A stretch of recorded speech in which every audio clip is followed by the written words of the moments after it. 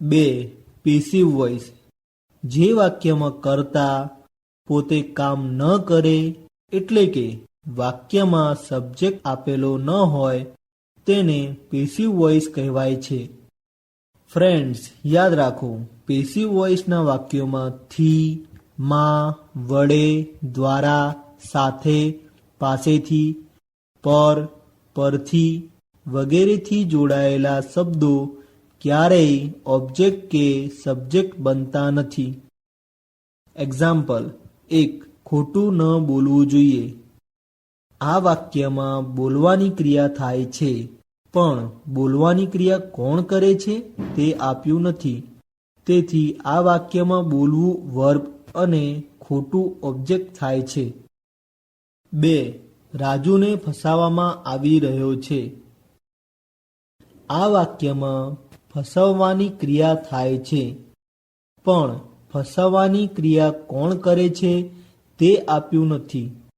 તેથી આ વાક્યમાં ફસાવવું વર્બ અને રાજુ ઓબ્જેક્ટ થાય છે.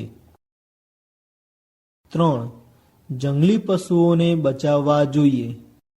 આ વાક્યમાં બચાવવાની ક્રિયા થાય છે, પણ બચાવવાની ક્રિયા કોણ કરે છે તે આપ્યું નથી. તેથી આ વાક્યમાં બચાવવું વર્બ અને જંગલી પશુઓ ઓબ્જેક્ટ થાય છે. 4. તેના પર વિશ્વાસ ન કરી શકાય. આ વાક્યમાં વિશ્વાસ ન કરવાની ક્રિયા થાય છે, પણ વિશ્વાસ કરવાની ક્રિયા કોણ કરે છે તે આપ્યું નથી અને તેના પછી પર લખેલું હોવાથી તે ઓબ્જેક્ટ બનતો નથી. આમ આ વાક્યમાં વિશ્વાસ ન કરવો વર્બ થાય છે. 5. અમારામાં દહેજ લેવામાં આવતું નથી. આ વાક્યમાં લેવાની ક્રિયા થાય છે, પણ લેવાની ક્રિયા કોણ કરે છે તે આપ્યું નથી અને અમારામાં માં લખેલું હોવાથી તે ઓબ્જેક્ટ બનતો નથી. આમ આ વાક્યમાં લેવું વર્બ અને દહેજ ઓબ્જેક્ટ થાય છે. 6. મારી પાસેથી 100 રૂપિયા લીધા.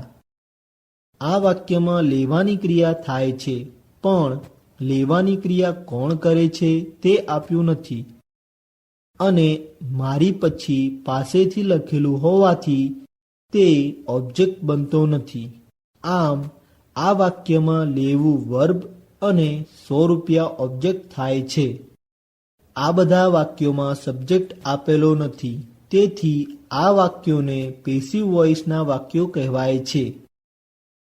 ફ્રેન્ડ્સ, યાદ રાખો, પેસિવ વોઇસના વાક્યોમાં ઓબ્જેક્ટ તરીકે મને આપેલું હોય તો તેનું આઈ થાય છે, અમને આપેલું હોય તો તેનું વી થાય છે, તમને આપેલું હોય તો તેનું યુ થાય છે, તેમને આપેલું હોય તો તેનું ધે થાય છે, તેને આપેલું હોય તો તેનું હી થાય છે, તેણીને આપેલું હોય તો તેનું સી થાય છે, તેને આપેલું હોય તો તેનું ઇટ થાય છે.